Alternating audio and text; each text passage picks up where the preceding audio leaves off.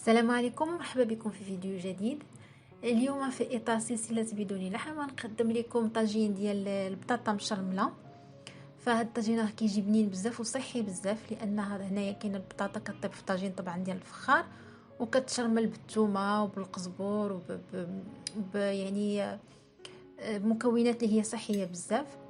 فان شاء الله اليوم غنشارك معكم الطريقه ديالي في تحضيرها، نتمنى انها تعجبكم ونخليكم مع الوصفه.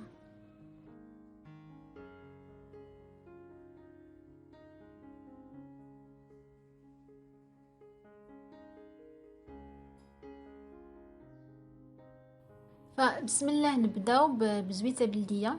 فكنديروا زيت البلديه كنغطيو بها قاع الطاجين ديالنا. من بعد كنجيبوا راس ديال الثومه، راس كامل ديال الثومه، فيها طاجين كيبغي الثومه بزايد. وهنايا كنقطعها شرائح رقيقه، الا ممكن تحكيها او تدقيها، يعني ماشي ضروري، انا كنفضلها هكا شرائح. وتنديرها فوق زويته بلديه على نار متوسطه باش تقلى شي شويه. كنمشي نجيب مطيشه، انا عندي هنايا 4 حتى ل5 ديال ديال المطيشات متوسطه الحجم. تنقيها طبعا وتنحيد ليها الزريعه، وكنقطعها مربعات صغيره اولا كنتقطعها رقيقه. ممكن طبعا حتى هنايا الا بغيتي تحكيها، انا كنفضلها هكا. وتنزيدها على الثومه ديالي، على زويته بلديه ديالي، وكنخليها كتقلى فوق نار متوسطه. كنحركها مزيان وكنخليها كتقلى. ومن بعد كنمشي نجيب الحامض مصير. هنا الحامض مصير اختياري، عاده ما تيكونش فيه. انا في بلاصه الملحه كندير الحامض مصير، ما كنديرش الملحه وكندير حامض مصير، لان بخصوص مع البطاطا تيعجبني كيجيني كيتوالم معاها. فكنزيد له القلب ديال الحامض مصير، والقشور ديال الحامض كنخليهم على جنب. كنزيد التحميره، البزار وشويه ديال السودانيه على المطيشه ديالي، طبعا عاوتاني كنخليها تقلى. كنجيب قزبور كنتقطقو رقيق حتى هو، وكنزيدو على المطيشه.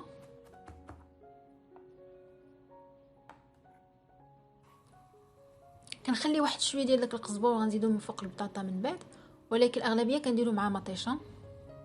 وكنخليها طبعا على نار متوسطه، ما تجهديش عليها العافيه بزاف، وتنخليها حتى كتدبل، يعني كتحار مزيان.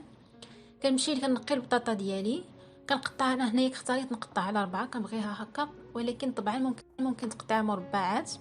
هي عاده هاد الوصفه كتكون البطاطا مقطعه مربعات، انا هنا كنقطعها غير على 4. وطبعا كنديرها في الماء على ما تشحر ليا المطيشه ديالي.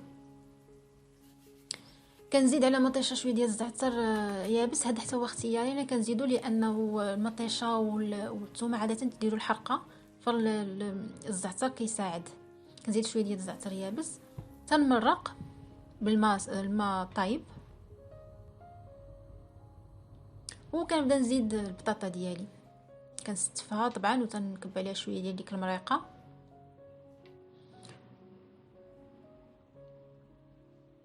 تنجيب مزيودات ديال الحار، هذاك طبعا اختياري.